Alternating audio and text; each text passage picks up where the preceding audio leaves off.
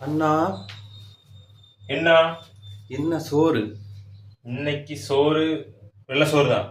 சோறு வெள்ளை சோறு, ம் முருங்கக்காய் முருங்கக்காய் குழம்பு, ஓகே. புதினா சட்னி. எனக்கு 2-3 நாளா புதினா சட்னி சாப்பிடணும் ஆசையா இருந்தது. நேத்து செய்யலாம்னு நினைச்சேன். ஓகேண்ணா. ஒரு அன்பார்ச்சுனேட்டா எமர்ஜென்சி வேலையை ஊட்டி போயிட்டேன், அதனால செய்யல. சரிண்ணா. அதனால இன்னைக்கு ஃபர்ஸ்ட் புதினா சட்னி செய்ய தேவையான வழிமுறைகள் என்ன அப்படின்னு புதினா செய்யறதுக்கு சரிங்களா பாருங்க. ஒன்றும் இல்லை, சும்மா சிம்பிளா கொஞ்சம் சின்ன வெங்காயம். இருங்க நானே காட்டுறேன். காட்டு. இது பேர் தான் சின்ன வெங்காயம்.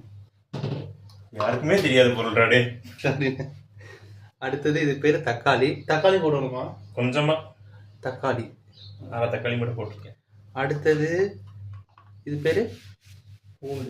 பூண்டு ஒரு 5 பூண்டு, 3 மிளகாய், 2 கருவேப்பிலை, முக்கியமா ஒரு கரண்டி.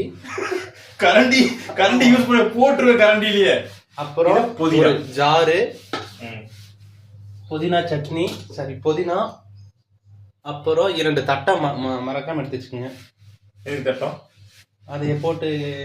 சரி, நெக்ஸ்ட் வந்து முருங்கைக்காய் குழம்புக்கு நான் வந்து கொஞ்சம் மசாலா குழம்பு மாதிரி வைக்கலான்னு இருக்கேன்.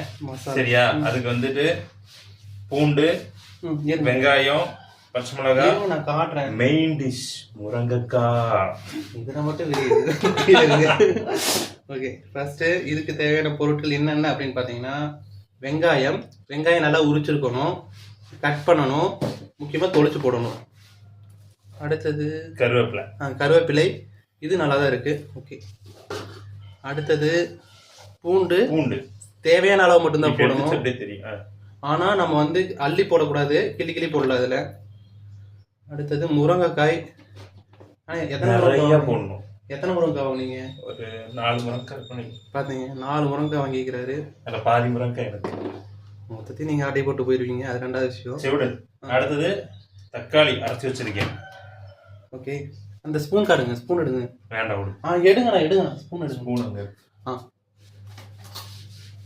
இது பேர் தான் தக்காளி அரைத்தல் அப்படின்னு சொல்லுவாங்க. இது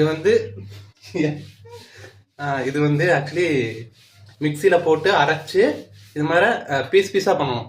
ஓகேங்களா? நல்லா பார்த்து. தக்காளி அரைச்சு வச்சிருக்கேன், புளியை கரைச்சு வச்சிருக்கேன். ஓகே. அடுத்தது இது தக்காளி.